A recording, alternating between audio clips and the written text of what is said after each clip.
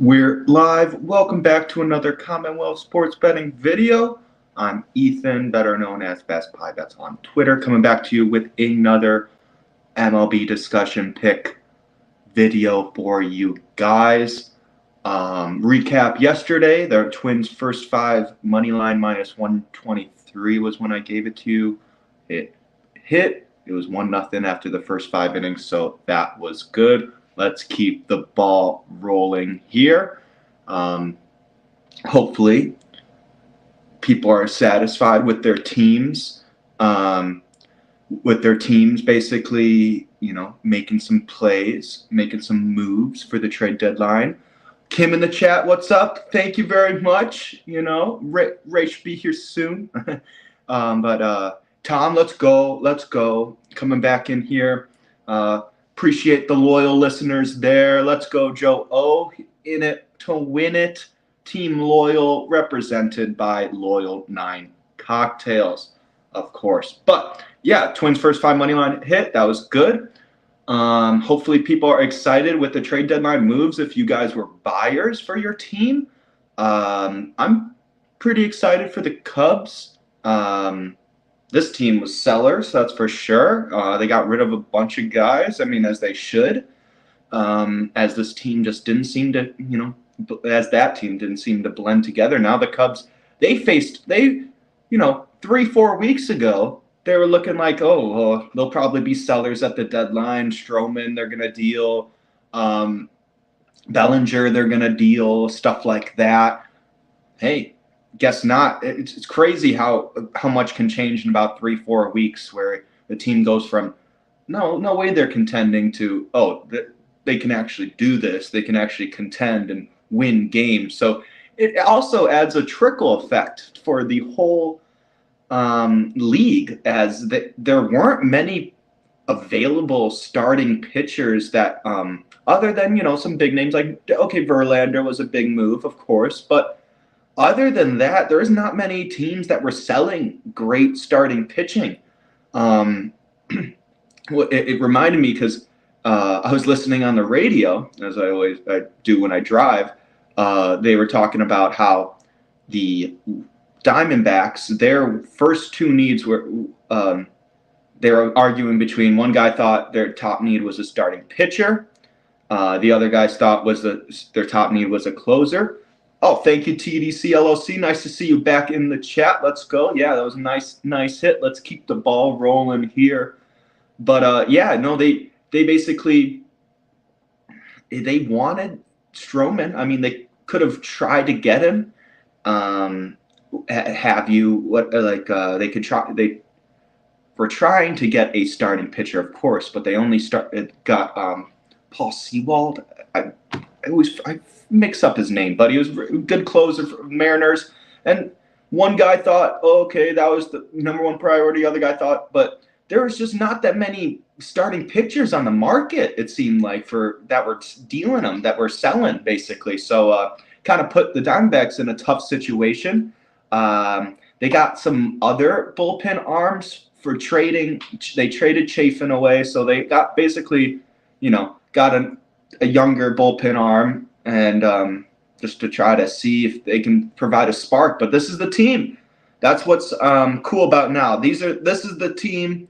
Whatever team you are, that's your team for the rest of the year. Of course, they'll have call-ups and what have you, but they were a part of the team already, so they're a part in the farm league, so they are a part, and it's going to be that only team that's going to push them to the playoffs or to their demise. Who knows? But it's just interesting to see what the moves are. I heard that dealing Verlander, Steve Cohen, the owner of the Mets, will have to pick up $54 million on his contract, something like that. And I'm like, wow. And it's just, they don't care. I guess it is a drop in the bucket for him, I guess. But everyone they call him Uncle Steve, basically. But I don't know how. He's not too friendly. It doesn't seem too friendly of an uncle now with how the team's going. It's not. Of course, it's not his fault. He's trying to get a good team together. But it's not like we've talked about before. It's not always about how much money you're able to throw up and try to get. Sometimes it's about, do these guys gel with these other guys? Do these guys play well? Are other teammates, do they hold each other accountable? I mean, it's hard to hold teammates accountable, especially when every single person's like a star or more so, because I mean, you got the built-in hierarchy and stuff. Oh, I'm making this much. Well, he's making that much. He shouldn't tell me what to do.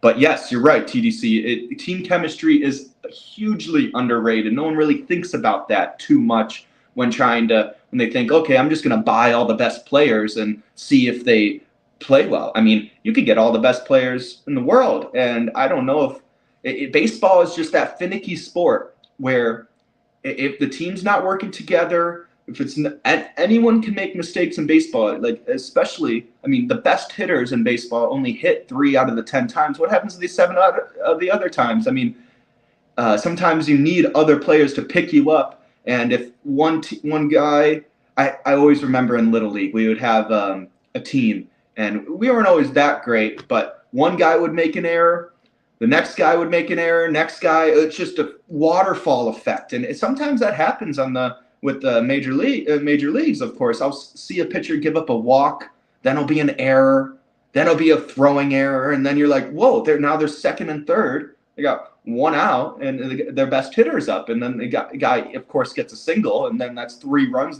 two of them, 3 runs that shouldn't have happened, basically that inning. So it's crazy how quickly things can spiral out of control, especially with the errors and stuff. But also, people feed off good energy. One guy gets a hit, another guy gets a hit. You got to make sure that people feed off each other, but not too much in the negative sense. So you got to have people that pick you up. You got to have people that are more independent. You got to have teammates. You got to have role players. You got to have teammates. You got to have leaders in the clubhouse that actually will hold other people accountable. But a little spiel for me today after that, the trade deadline. But gonna go on to the comp selection here. It's going to be the Rangers. First 5 money line versus the Chicago White Sox. It was given out to clients it was -120 earlier. It's -130 right now on Bookmaker. You can lay that. I like that. I wouldn't lay more than -135. I just want to make lay -120 was what I got it at. I don't mind laying that. I don't mind laying -130 either. So you can hop on that too if you want to get a little bit crazy and do the minus half run for +115. More than welcome to. But yes, Susan, feed off good energy. That's what we're looking for. I can relate. I feel like I'm definitely a leader in the clubhouse at Stripe. Hey, it's good to feel those things, Sean, but it might not always be real. Let's just say that. It's feel is not real, as you guys well aware if you play golf. Feel is not real, and what's real is not feel. Wise words. But continuing here with the Rangers first 5 money line, it will grade at -130 because it's -130 right now. So I'm down for that. Usually a little more juice than I'm willing to lay sometimes, but I don't mind here. Dane Dunning versus Dylan Cease. Dunning off back-to-back decision losses, letting up 8 earned runs, 5 walks, 12 hits, and 8 innings pitched in those 2 games. I think he is too good of a pitcher to go 3 straight decision losses here. I think he'll bounce back. 3.52 ERA with a 1.14 WHIP at home. The Rangers are at home.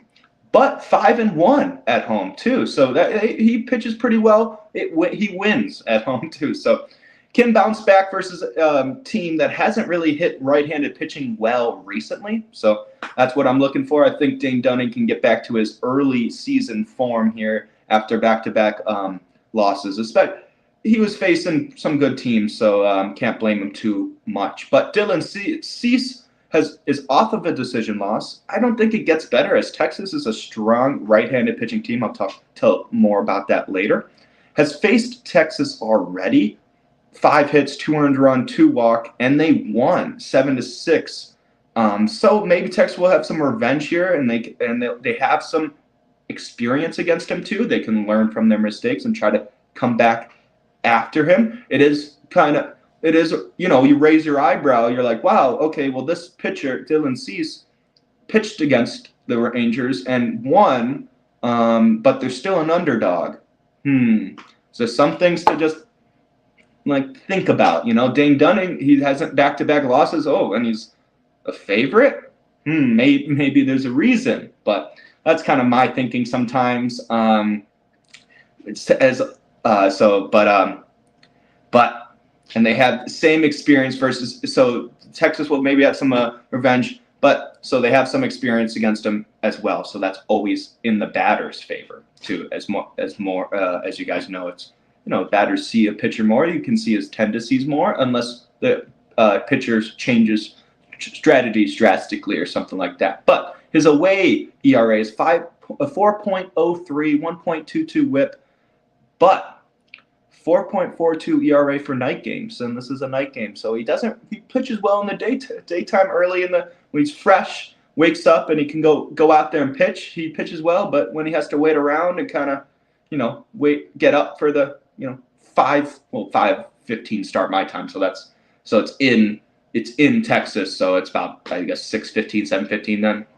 I don't know. Not great with time zones. But looking at the Texas Rangers hitters in the first 5 against right-handed pitching in the last 30 days, 276 average, 347 weighted on base average, 122 weighted runs created plus. That's 7th in the league at that point.